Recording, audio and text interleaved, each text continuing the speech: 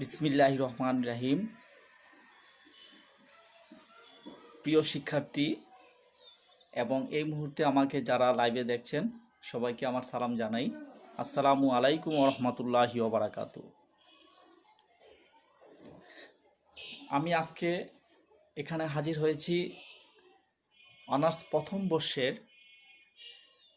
ব্যবস্থাপনা নীতিমালা বিষয়ে কিছু কথা বলার জন্য। অনার্স প্রথম বর্ষে ব্যবস্থাপনা নীতিমালা এই বিষয়টি management department, accounting department, marketing এবং ফিন্যান্স এই চারটি ডিপার্টমেন্ট।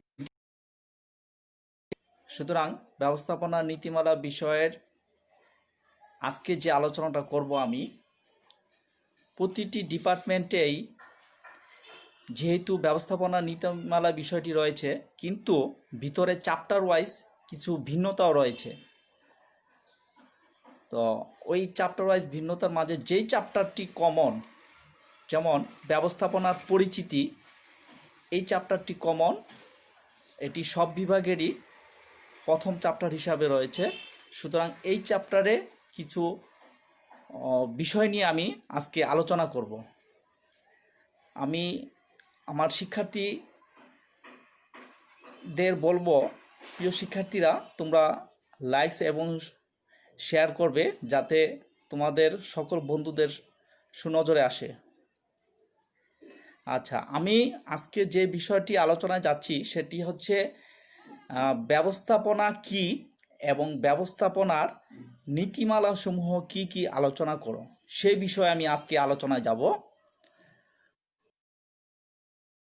বিষয়ে আজকে আলোচনা করব সেটি হচ্ছে ব্যবস্থাপনা নীতিমালা বিষয়ের প্রথম চ্যাপ্টার, ব্যবস্থাপনার পরিচিতি। এবং সেখানে আমি যেই প্রশ্ন নিয়ে আলোচনা করব সেটি হচ্ছে ব্যবস্থাপনা কি এবং ব্যবস্থাপনার নীতিমালাসমূহ কি কি আলোচনা করো। তো আমি এ পর্যায়ে আলোচনা চলে যাচ্ছি। আমি শুরুতেই বলবো যে ব্যবস্থাপনা কি, ব্যবস্থাপনা কাকে বলে। আসলে ব্যবস্থাপনা হচ্ছে কোনো সুনির্দিষ্ট লক্ষ্য বা উদ্দেশ্য অর্জনের জন্য ব্যবহৃত কলাকৌশলের সমষ্টিকেই ব্যবস্থাপনা বলে। আমি আবারও বলছি, কোনো সুনির্দিষ্ট লক্ষ্য বা উদ্দেশ্য অর্জনের জন্য ব্যবহৃত কলাকৌশলের সমষ্টিকেই ব্যবস্থাপনা বলে। আবার আমরা এভাবেও বলতে পারি, কোনো লক্ষ্য অর্জনের জন্য পরিকল্পনা করা, সংগঠন বা সংগঠিত করা, শ্রমিক কর্মীদের দিক নির্দেশনা দান, কর্মী সংস্থান করা, কর্মীদের কাজ করার প্রতি অধিক আগ্রহ অর্থাৎ প্রেরণা প্রদান করা এবং সর্বশেষ নিয়ন্ত্রণের মাধ্যমে কার্যসিদ্ধি হাসিল করার নামই হচ্ছে ব্যবস্থাপনা। এই ব্যবস্থাপনার কিছু নীতিমালা রয়েছে। বিভিন্ন মনীষী যুগে যুগে বিভিন্নভাবে ব্যবস্থাপনার নীতিসমূহকে ব্যাখ্যায়িত করেছেন। এর মাঝে ব্যবস্থাপনার জনক হিসাবে আমরা যাকে চিনি এবং জানি, হেনরি ফেয়ল, উনি হচ্ছেন ব্যবস্থাপনার জনক। উনি বিভিন্ন শিল্প, বড় বড় ব্যবসা প্রতিষ্ঠানে যুগ যুগ ধরে গবেষণা করে উনি যেটি দেখেছেন এবং পেয়েছেন, এই ব্যবস্থাপনার নীতির ভিতরে 14টি নীতি অবশ্যই অনুসরণীয় এবং অনুকরণীয়। এই 14টি নীতি যদি কোনো ব্যবসা বা শিল্প প্রতিষ্ঠানে ব্যবস্থাপকগণ তাদের ব্যবস্থাপনায় অনুসরণ করে, তাহলে অবশ্যই সেই ব্যবসা শিল্প প্রতিষ্ঠানটি তার নির্দিষ্ট লক্ষ্যে পৌঁছে যাবে। আমরা এও দেখেছি, এই ব্যবস্থাপনার জনক হেনরি ফেয়ল যে 14টি নীতির কথা বলেছেন, এই 14টি নীতির সাথে আরও অন্যান্য মনীষী যারা ছিল, অর্থাৎ ব্যবস্থাপনা বিশারদ যারা আছেন, তারাও এই হেনরি ফয়েলের প্রদত্ত 14টি নীতিকে সমর্থন করেছেন। সুতরাং এই হেনরি ফয়েল প্রদত্ত এই 14টি নীতি অবশ্যই সকল ব্যবসা শিল্প প্রতিষ্ঠান ব্যবস্থাপকদের জন্য স্ব স্ব অবস্থান থেকে অবশ্যই অনুসরণীয় এবং অনুকরণীয়। হেনরি ফয়েল মোট 14টি নীতির কথা বলেছেন এবং সেই 14টি নীতি কি কি আমি এখন এই পর্যায়ে বিস্তারিত আলোচনায় যাচ্ছি। এই মুহূর্তে যারা আমার লাইভে আসছেন আমি সবাইকে অনুরোধ করব আমার এই লাইভ ক্লাসটি শেয়ার করার জন্য, যাতে সকলের সুনজরে আসে। তো ব্যবস্থাপনার নীতিমালার যে 14টি নীতি আমি একে একে বলে যাচ্ছি। শুরুতেই আছে কার্য বিভাজনের নীতি বা কার্য বিভাজন। এটা হচ্ছে সর্বপ্রথম নীতিমালার প্রথম নীতি। কার্য বিভাজনের নীতি বা কার্য বিভাজন এটি কি? কার্য বিভাজনের নীতি বা কার্য বিভাজন বলতে বোঝানো হয় একটি শিল্প বা বড় বৃহদাকার ব্যবসা প্রতিষ্ঠানে বিভিন্ন ধরনের কার্যক্রম পরিচালিত হয়। এখানে কাজের ধরন অনুসারে বিভিন্ন ধরনের তারতম্য আমরা দেখতে পাই।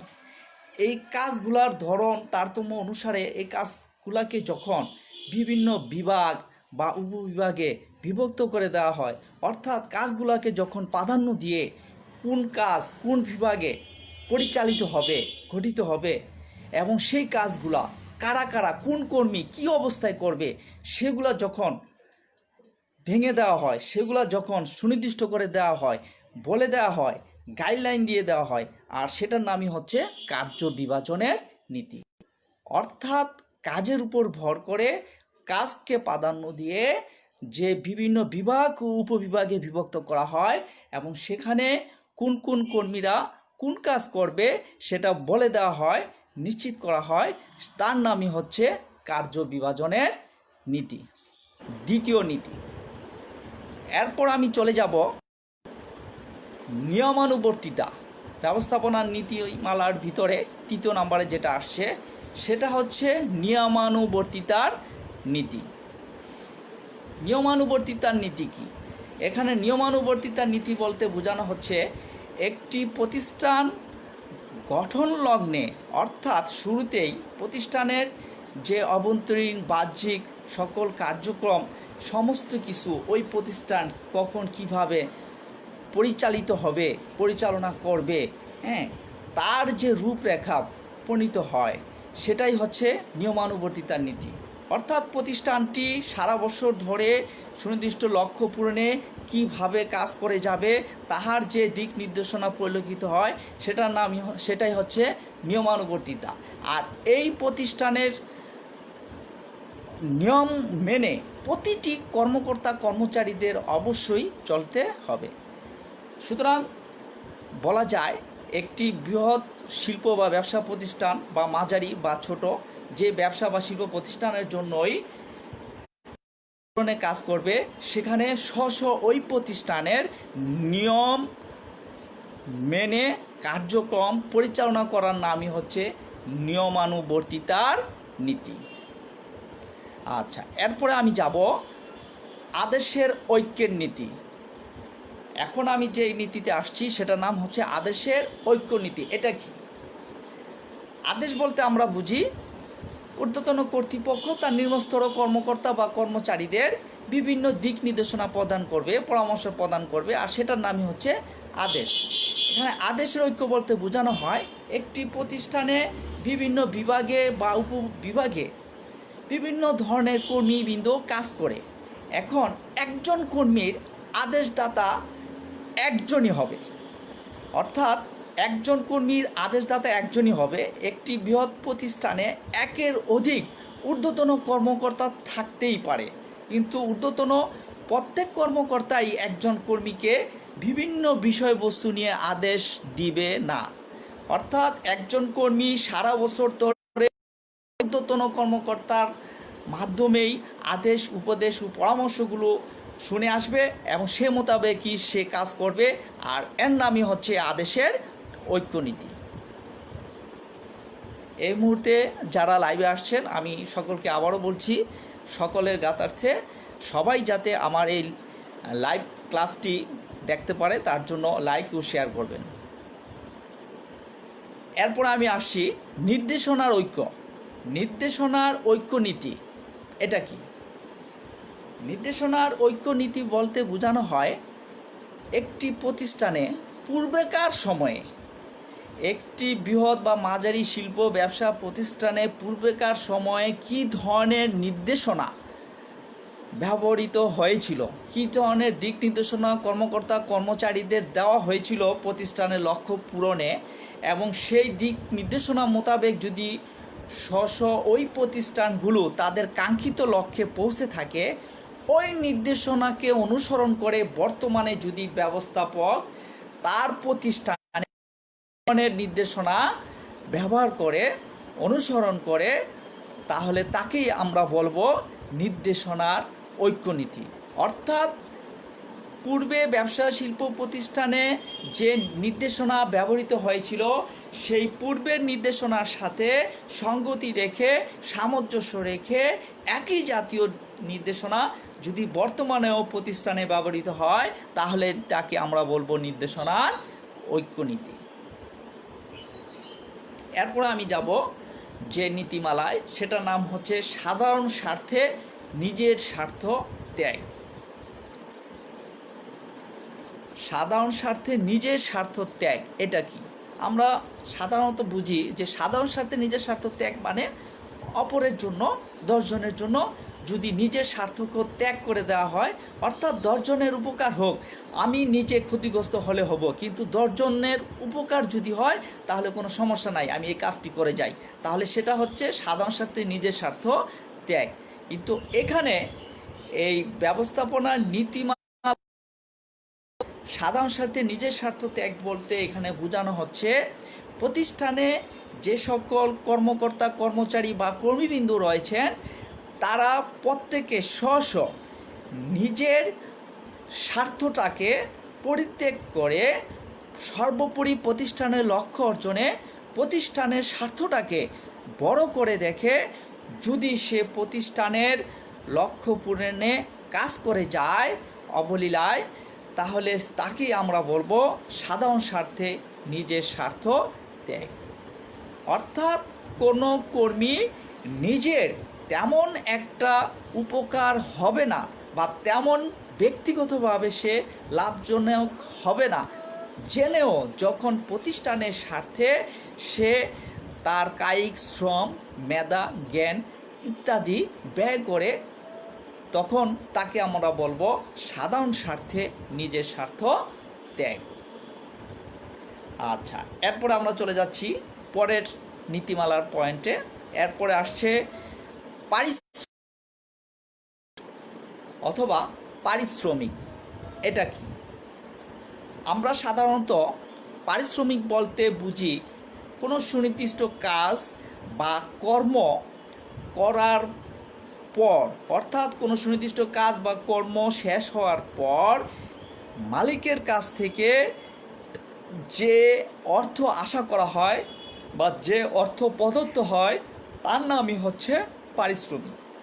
এখানে পারিশ্রমিকের নীতি বলতে বোঝানো হচ্ছে প্রতিষ্ঠানের কর্মীবৃন্দ তার দক্ষতা, যোগ্যতা, পদমর্যাদা অনুসারে সে যে কাজ নির্দিষ্ট সময় ধরে করে আসছিল সেই কাজ শেষ হওয়ার পর অবশ্যই নির্দিষ্ট সময় অন্তর অন্তর তাকে যে আর্থিক সহযোগিতা প্রদান করা হয়, আর্থিক সাপোর্ট দেওয়া হয়, তার নামই হচ্ছে পারিশ্রমিকের নীতি।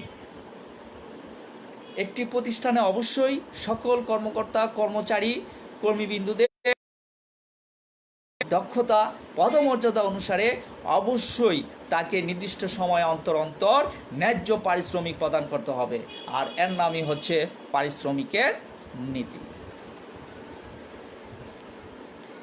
এই পর্যায়ে হেনরি ফয়েল প্রদত্ত এর পরের যে নীতিটি রয়েছে তার নাম হচ্ছে কেন্দ্রীয়করণ ও বিকেন্দ্রীয়করণের নীতি। কেন্দ্রীয়করণ ও বিকেন্দ্রীয়করণের নীতি কি? কেন্দ্রীয়করণ বলতে বোঝানো হয় যখন কোনো কর্তৃত্ব বা ক্ষমতা, আদেশ, উপদেশ, দিক নির্দেশনাগুলো এবং কোনো সিদ্ধান্ত গ্রহণ করার ক্ষমতা শুধুমাত্র প্রতিষ্ঠানের ঊর্ধ্ব মহলের হাতে থাকে। অর্থাৎ ঊর্ধ্বতন কর্তৃপক্ষরা এই প্রতিষ্ঠানের যে কোনো সিদ্ধান্ত গ্রহণ করতে পারবে। সেখানে অধস্তন কর্মকর্তা কর্মচারীদের কোনো কিছুই বলার থাকে না, তাদের কোনো পরামর্শই গ্রহণ করা হয় না। তাহাকে বলা হয় কেন্দ্রীয়করণ।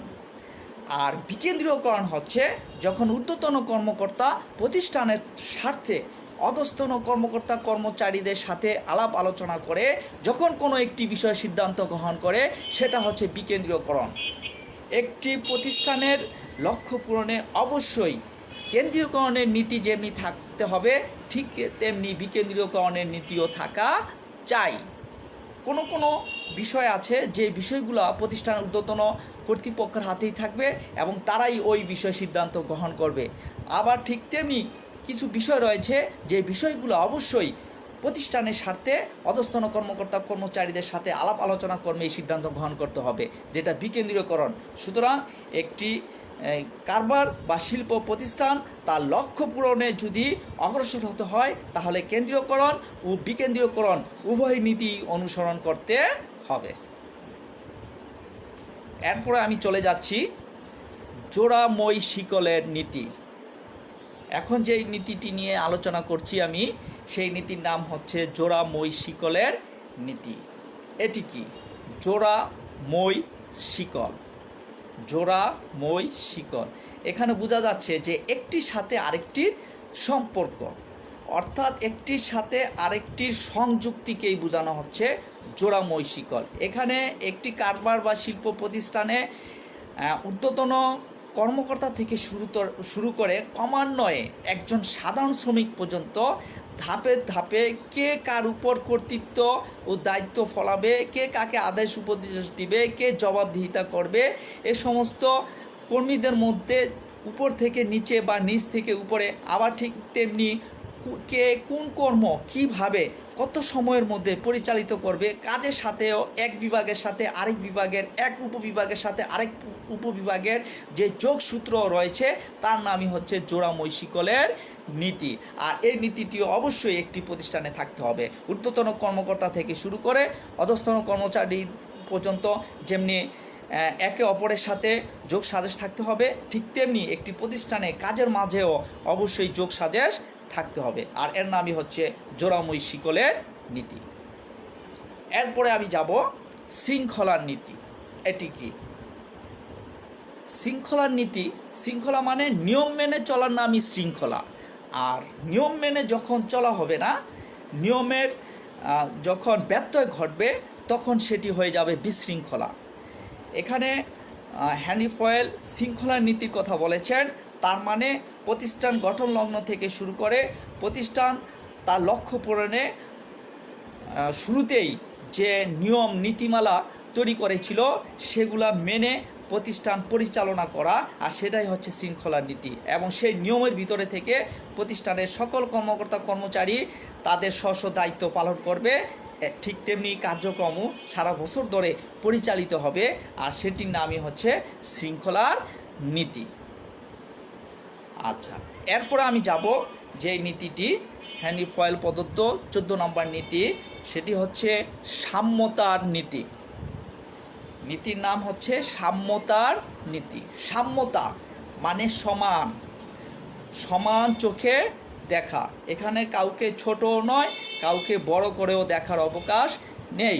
সাম্যতার নীতি বলতে আমরা বুঝবো একটি ব্যবসা বা শিল্প প্রতিষ্ঠানে যে কর্মকর্তা কর্মচারী রয়েছে, স্ব পদমর্যাদা অনুসারে একটি বিভাগে বা উপবিভাগে একই পদমর্যাদার যদি একাধিক ব্যক্তি থাকে, তাহলে সেখানে প্রত্যেককেই সমহারে দেখতে হবে। অর্থাৎ একটি বিভাগে একই পদমর্যাদার সকল ব্যক্তিকে সমচোখে দেখার নামই হচ্ছে সাম্যতার নীতি। এখানে কাউকে ছোট বা বড় করে দেখার কোনো অবকাশ নেই। ঠিক তেমনি পদমর্যাদা অনুসারেও প্রতিষ্ঠানের স্বার্থে ওই কর্মীবিন্দুদের তাদেরকে তাদের পদমর্যাদা অনুসারে, যোগ্যতা অনুসারে, দক্ষতা অনুসারে তাকে সেই দৃষ্টিতে দেখা নামই হচ্ছে সাম্যতার নীতি। আচ্ছা, এরপর আমি চলে যাব ব্যবস্থাপনার চাকরির স্থায়িত্বের নীতি।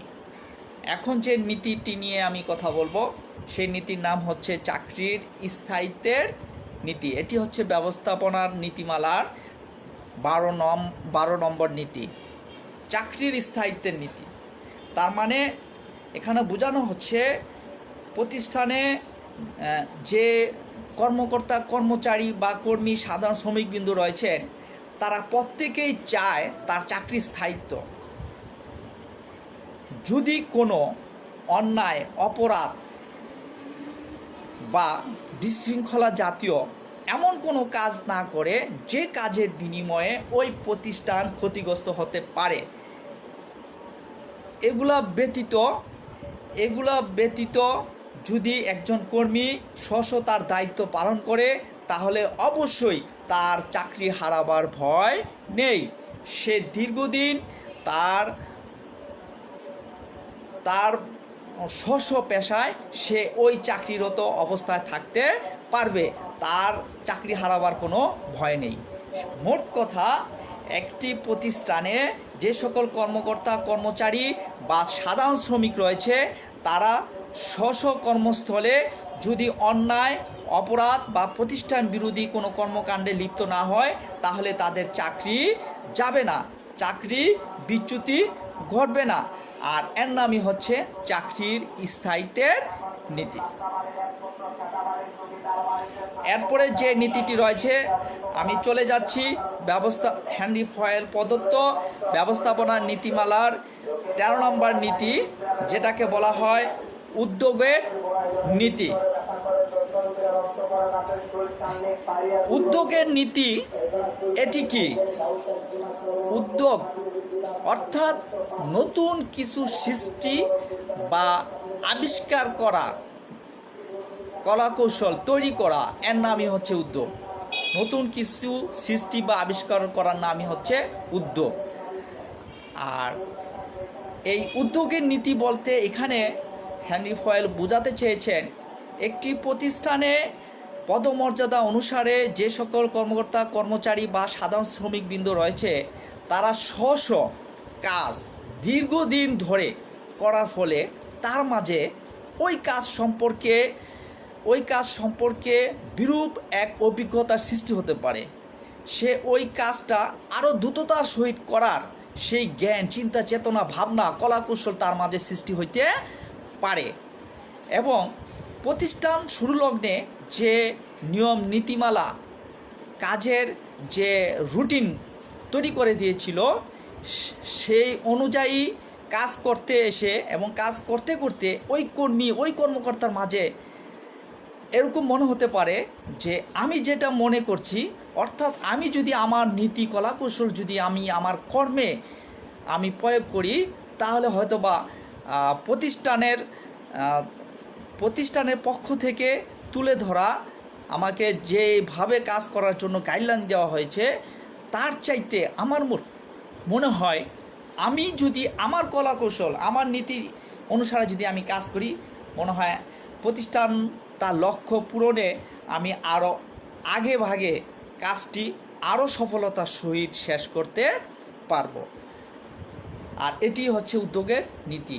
একটি প্রতিষ্ঠান প্রধানকে বা প্রতিষ্ঠানের যে ব্যবস্থাপকবৃন্দ রয়েছে বা ঊর্ধ্বতন কর্তৃপক্ষ যারা রয়েছে তাদেরকে অবশ্যই সকল কর্মকর্তা কর্মচারী যারা দীর্ঘদিন ধরে একই কর্মে নিয়োজিত রয়েছে, অর্থাৎ একই কাজে নিয়োজিত রয়েছে, তারা যাতে নতুন উদ্যমে নতুন কিছু সৃষ্টি বা আবিষ্কার করার চিন্তা চেতনা থেকে সে অনুযায়ী তারা কাজ করতে পারে সেই পরিবেশ সৃষ্টি করে দেওয়া, আর সেটার নামই হচ্ছে উদ্যোগের নীতি।